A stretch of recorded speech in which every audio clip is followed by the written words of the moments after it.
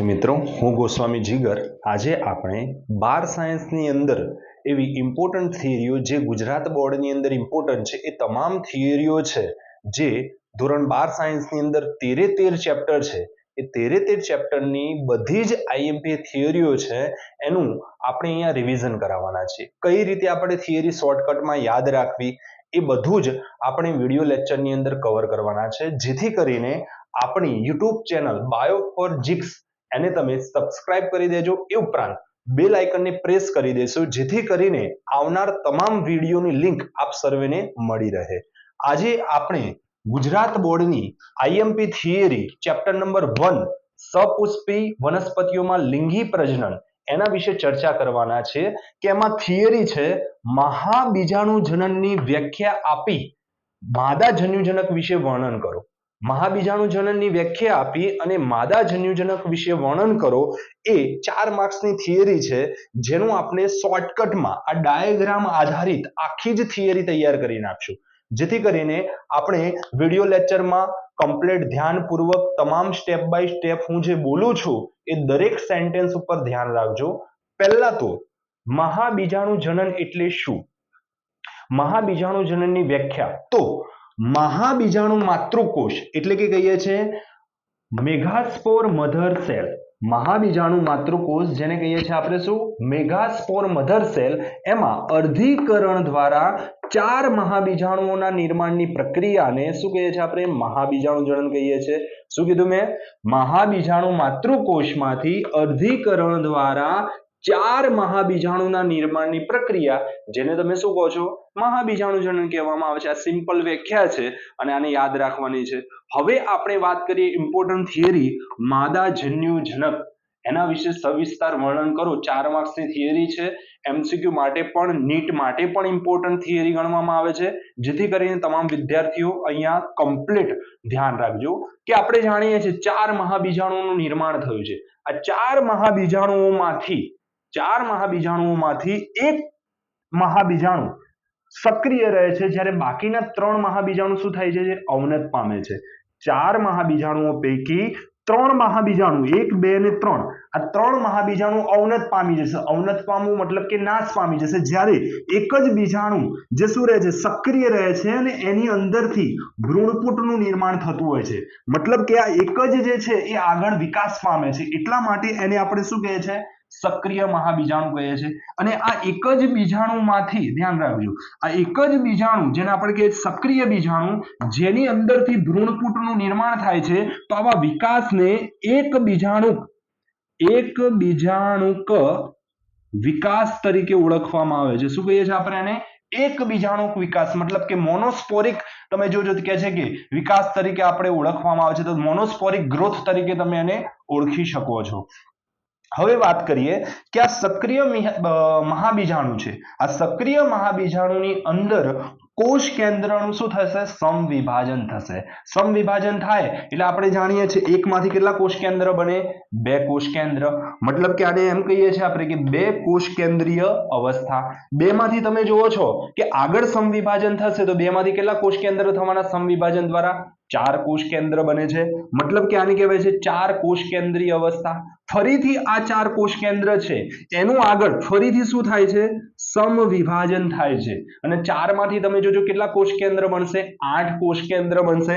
તો આ 8 કોષ કેન્દ્રીય અવસ્થા. તો અહીંયા તમે જુઓ છો કે એક કોષ કેન્દ્રમાંથી 8 કોષ કેન્દ્ર બન્યા, ત્યાં સુધી કોઈ પણ જગ્યાએ તમે જોજો કોષ દિવાલનું નિર્માણ થયું નથી. એટલા માટે આ જે વિભાજન છે એ કોષ કેન્દ્રનું કેવું છે? મુક્ત રીતે થાય છે, કોઈની સાથે જોડાતું નથી અને સ્વતંત્ર રીતે અહીંયા કોષ કેન્દ્રનું વિભાજન થાય છે. એટલે આ વિભાજનને તમે શું કહો છો? મુક્ત કોષ કેન્દ્રીય વિભાજન તરીકે ઓળખવામાં આવે છે. હવે વાત કરીએ 8 કોષ કેન્દ્રના નિર્માણ બાદ. ધ્યાન રાખજો, બહુ જ ઇમ્પોર્ટન્ટ વસ્તુ છે કે 8 કોષ કેન્દ્રના નિર્માણ બાદ આ જે કોષ કેન્દ્રો છે એમાં 3 કોષ કેન્દ્રો છે ઉપરની તરફ, મતલબ કે કઈ તરફ કહીએ છીએ આપણે? આ અંડછિદ્ર તરફ. જ્યારે 3 કોષ કેન્દ્ર અહીંયાથી નીચેની તરફ, મતલબ કઈ તરફ? અંડતલીય પ્રદેશ તરફ જતા હોય છે અને બે કોષ કેન્દ્રો જે ક્યાં રહે છે? મધ્યસ્થ તરફ રહે છે અને આ બધાની ફરતે શાનું નિર્માણ શરૂ થઈ જાય છે? કોષ દિવાલનું નિર્માણ થાય છે. એટલે બહુ મહત્વની વાત છે કે 8 કોષ કેન્દ્રના નિર્માણ બાદ જ કોષ દિવાલનું નિર્માણ થતું હોય છે.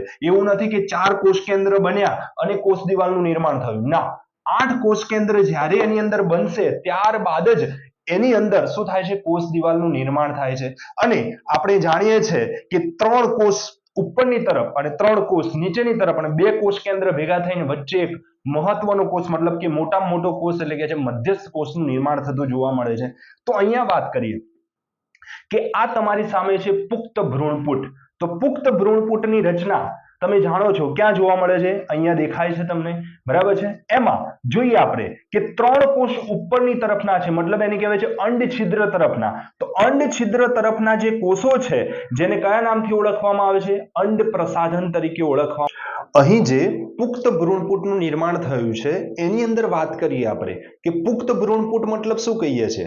આપણે જાણીએ છીએ અહીંયા એવું મેં કીધું કે મહાબીજાણુ માતૃકોષમાંથી 4 મહાબીજાણુના નિર્માણની પ્રક્રિયાને શું કહે છે આપણે? મહાબીજાણુ જનન. પરંતુ આ મહાબીજાણુ માતૃકોષ એટલે કયો કોષ? તો અહીંયા તમે જુઓ છો આ અંડકની રચના છે.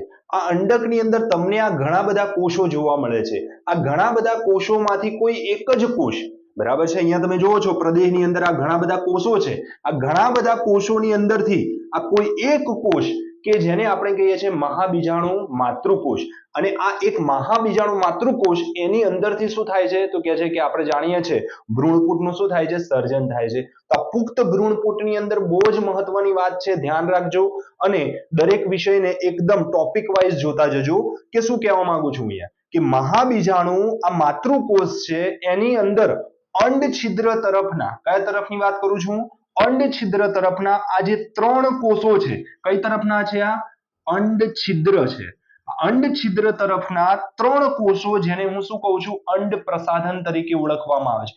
અંડપ્રસાધન એટલે શું? તો અહીંયા તમને વચોવચ દેખાય છે જેને શું કહેવામાં આવે છે? અંડકોષ કહેવાય છે. વચોવચ છે શું કહે છે આપણે? અંડકોષ.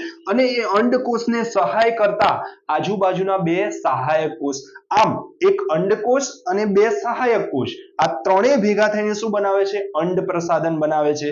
2 કોષ કેન્દ્રો જે મધ્યમાં રહેલા છે અને મધ્યમાં રહીને જે કોષ બને છે જેને તમે શું કહો છો? મધ્યસ્થ કોષ કહેવામાં આવે છે. એ ઉપરાંત 3 કોષ કેન્દ્રો નીચે ગયા હતા. નીચે મતલબ કયો પ્રદેશ કહેવાય છે? અંડતલીય પ્રદેશ. કયો પ્રદેશ કહીએ છીએ આપણે? અંડતલીય પ્રદેશ. અંડતલીય તરફના 3 કોષો જેને શું કહે છે આપણે? પ્રતિધ્રુવીય કોષો તરીકે ઓળખવામાં આવે છે. આમ તમે જુઓ પુખ્ત ભ્રૂણપુટની અંદર તમે જુઓ છો તો કેટલા કોષો જોવા મળે? ઉપરના 3 કોષ, નીચેના 3 કોષ અને વચ્ચેનો એક કોષ. મતલબ કે તમે જુઓ છો તો કહે છે કે 7 કોષીય અવસ્થા. કેટલી? 7 કોષીય અવસ્થા. અને કોષ કેન્દ્ર ગણો તો કોષ કેન્દ્ર કેટલા થઈ જાય છે? 3 ઉપર, 3 નીચે, 6 અને વચ્ચે 2, મતલબ કે 8 કોષ કેન્દ્રીય તમે જે રચના જોવા મળે છે. મતલબ કે પુખ્ત ભ્રૂણપુટ 7 કોષીય અને 8 કોષ કેન્દ્રીય અવસ્થા ધરાવે છે. બરાબર છે, આ ધ્યાન રાખવાનું. બીજું એક નાની વ્યાખ્યા છે તંતુમય પ્રસાધન.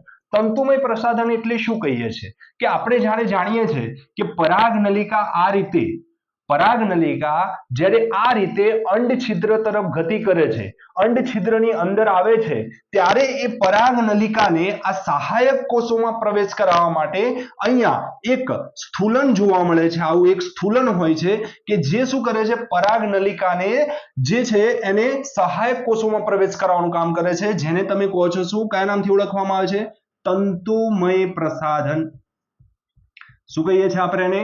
તંતુમય પ્રસાધન. આ તંતુમય પ્રસાધન કે જે પરાગનલિકાને આ સહાયક કોષમાં પ્રવેશ કરાવશે, જેથી કરીને આપણે જાણીએ છીએ કે વાનસ્પતિક કોષ છે એ આપણે જાણીએ છીએ બેવડા ફલનની અંદર કે કોની અંદર જાય છે? સહાયક કોષમાં જાય છે, એનું વિઘટન કરે છે. આ બધું બેવડા ફલનમાં આવે છે. પણ ધ્યાન રાખજો તંતુમય પ્રસાધન શું કામ કરે છે? પરાગનલિકાને સહાયક કોષમાં પ્રવેશ કરાવતી એક સ્થૂલિત રચના, જેને શું કહો છો? તંતુમય પ્રસાધન કહીએ છીએ. તો આટલું તમે જો આટલો ડાયાગ્રામ કમ્પ્લીટ મગજમાં ફિક્સ કરી નાખશો તો આ 4 માર્ક્સની થિયરી છે એ સરળતાથી તમને યાદ રહી જશે. જો આપણો વિડિયો લેક્ચર આપણે ગમ્યું હોય અને જો આ સમજૂતી આપણે યોગ્ય લાગી હોય તો આપણી YouTube ચેનલને સબસ્ક્રાઇબ કરી અને બેલ આઇકનને પ્રેસ કરી દેજો, જેથી કરીને આવનાર તમામ વિડીયો આપ સર્વેને મળતા રહે. જય શ્રી કૃષ્ણ, જય શ્રી રામ.